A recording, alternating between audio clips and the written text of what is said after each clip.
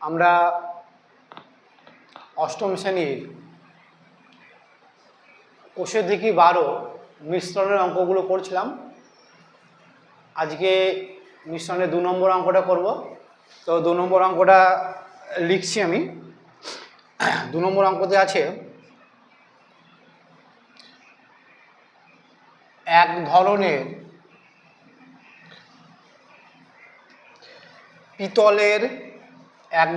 পিতলে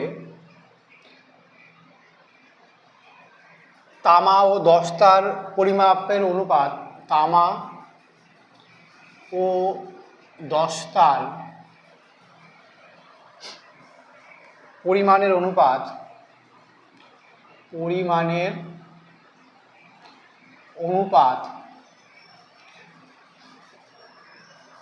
5:2 এই ধরনের 28 কিগ্রা মিশ্রণে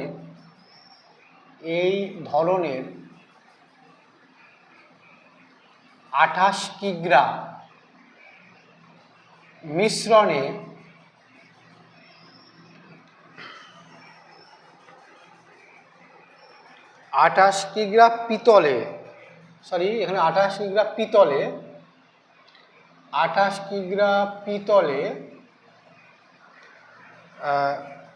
4 কিগ্রা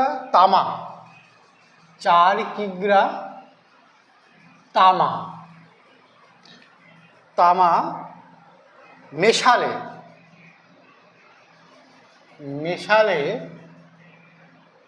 তামা ও দস্তার পরিমাণের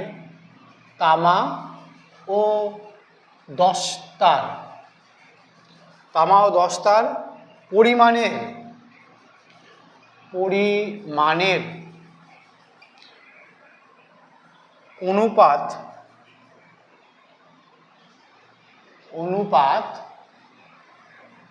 কি হবে হিসাব করে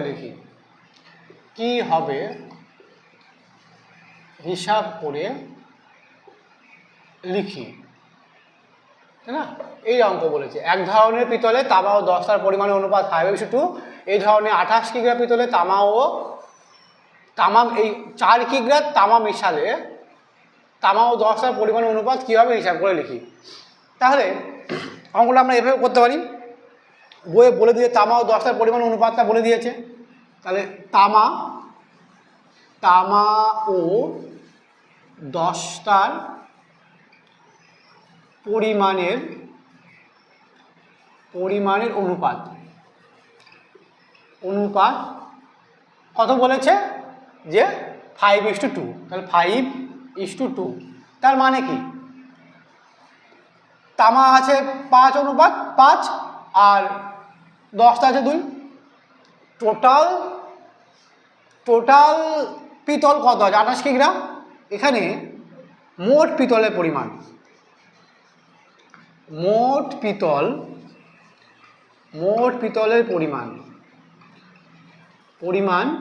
কত 28 কিগ্রা।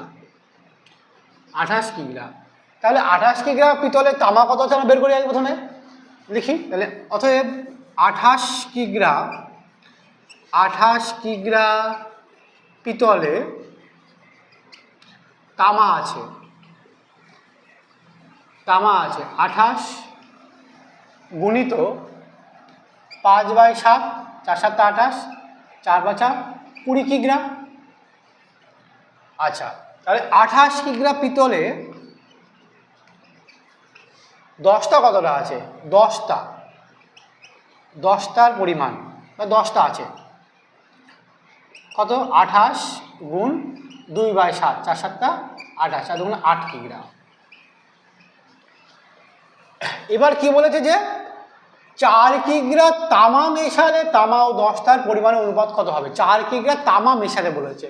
তাহলে আমরা লিখি অতএব 4 কিগ্রা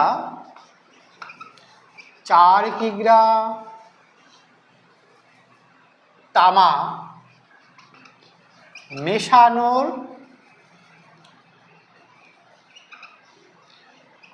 মেশানোর পর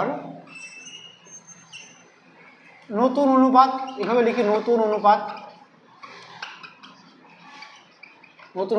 কত আগে হয়েছিল কত 20 কিগ্রা, তাহলে 20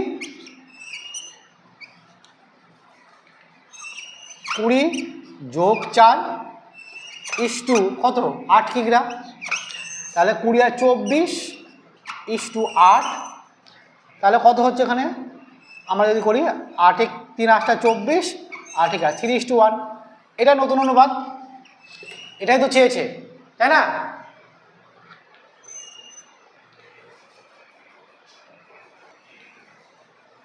তাহলে আমি একটু বলে দিই আরেকবার, অঙ্কটায় বলেছি যে এক ধরনের পিতলে তামা ও দস্তার পরিমাণের অনুপাত 5:2, এই ধরনের 28 কিগ্রা পিতলে 4 কিগ্রা তামা মেশালে তামা ও দস্তার পরিমাণের অনুপাত কী হবে হিসাব করে লিখি।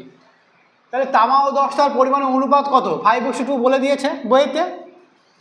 মোট পিতলের পরিমাণ 28 কিগ্রা এখানে বলে দিয়েছে, তাহলে 28 কিগ্রা পিতলের তামা কত আছে 28 গুণিত 5/7, 4 7 28, 4 5 20 কিগ্রা। 28 কিগ্রার ভিতরে 10টা কত রয়েছে 28 গুণ 2/7, 4 7 28, 4 2 8 কিগ্রা। এই 4 কিগ্রা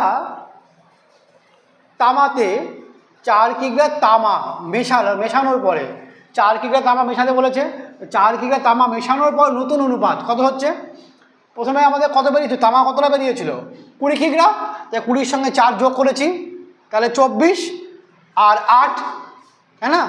24 আর 8 আমরা যদি ভাঙিয়ে এটাকে 3 8 24, 3:1, এটা আমাদের নতুন অনুপাত। ঠিক আছে, কোনো সমস্যা হলে এই নাম্বারে কন্ট্যাক্ট করতে পারো, দরকার নেই, চলো।